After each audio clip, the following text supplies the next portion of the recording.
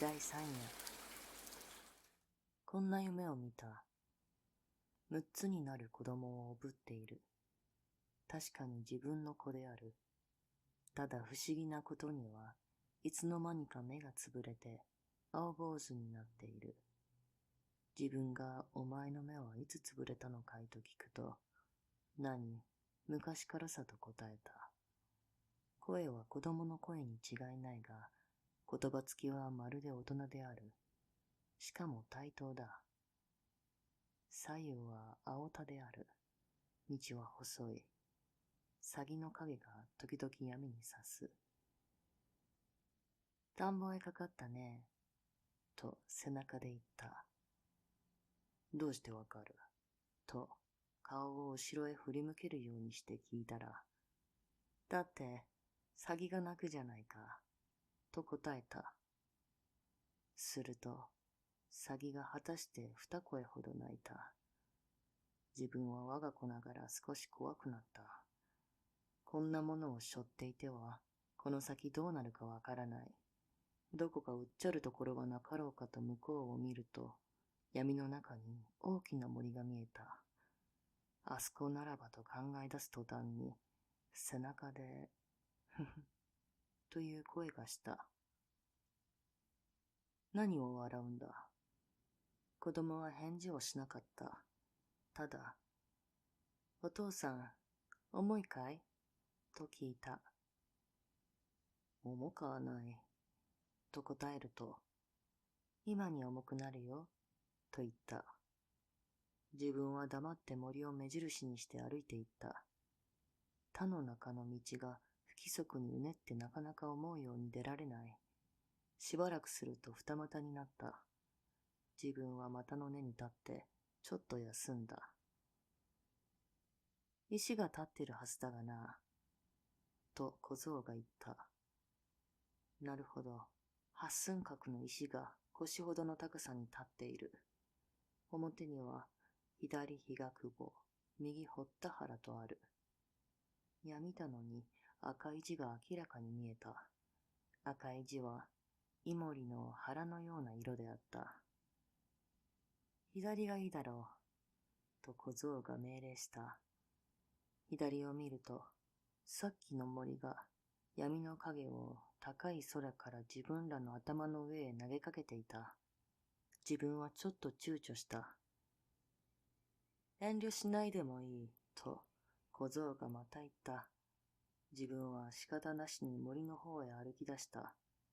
腹の中では、よくめくらのくせに何でも知ってるなと考えながら、一筋道を森へ近づいてくると、背中で、どうもめくらは不自由でいけないね、と言った。だからおぶってやるからいいじゃないか。おぶってもらってすまないが、どうも人に馬鹿にされていけない。親にまで馬鹿にされるからいけない。なんだか嫌になった。早く森へ行って捨ててしまおうと思って急いだ。もう少し行くとわかる。ちょうど、こんな晩だったなぁ、と、背中で独り言のように言っている。何が、と、際どい声を出して聞いた。何がって、知ってるじゃないか、と、子供はあざけるように答えた。すると、なんだか知ってるような気がしだした。けれどもはっきりとはわからない。ただ、こんな晩であったように思える。そうしてもう少し行けばわかるように思える。わかっては大変だから、わからないうちに早く捨ててしまって、安心しなくってはならないように思える。自分はますます足を速めた。雨はさっきから降っている。道はだんだん暗くなる。ほとんど夢中である。ただ、背中に小さい小僧がくっついていて、その小僧が自分の過去、現在、未来をことごとく照らして、寸分の事実も漏らさない鏡のように光っている。しかもそれが自分の子である。そうしてめくらである。自分はたまらなくなった。ここだここだ。ちょうどその杉の根のところだ。雨の中で小僧の声ははっきり聞こえた。自分は覚えずとどまった。いつしか森の中へ入っていた。一軒ばかり先にある黒いものは、確かに小僧の言う通り、杉の木と見えた。お父さん、その杉の根のところだったね。うん、そうだ。と思わず答えてしまった。文化5年、辰年だろう。なるほど。文化5年、辰年らしく思われた。お前が俺を殺したのは、今からちょうど100年前だね。